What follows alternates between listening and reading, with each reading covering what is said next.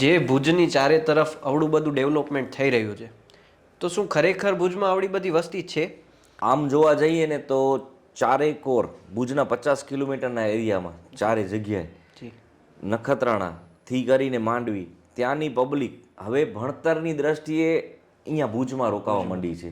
જી ખાવડાથી કરી અને નાગોર સુધીના જે એરિયા પકડી ગામડાઓના નિરોણા આવી જાય, આજુબાજુના બધા ઘણા બધા ગામડાઓ આવી જાય છે. તે ત્યાંના જે લોકો લોકલ પબ્લિકો છે એમાં ભણતર નથી મળતું, એ હિસાબે ભુજ આવે છે, રેસિડન્સ અહીંયા કરવા માંડ્યા, અહીંયા જ પોતાનું બિઝનેસ કરવા માંડ્યા.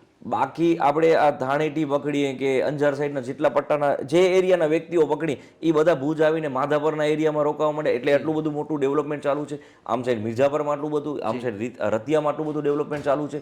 આ બધી દ્રષ્ટિએ આજુબાજુના એરિયાઓ ભણતરની હિસાબે જ અહીંયા આવીને રોકાવા માંડે છે ને એના હિસાબે જ આટલું બધું ડેવલપમેન્ટ ચાલુ. ઓરમાય હોમ લોકોના ઘર બનાવવાના અનુભવને ડોક્યુમેન્ટ કરી કન્સ્ટ્રક્શન અને રિયલ એસ્ટેટ ઇન્ડસ્ટ્રીની સાચી સમજણ તમારા સુધી પહોંચાડવાનો પ્રયત્ન કરી રહ્યું છે.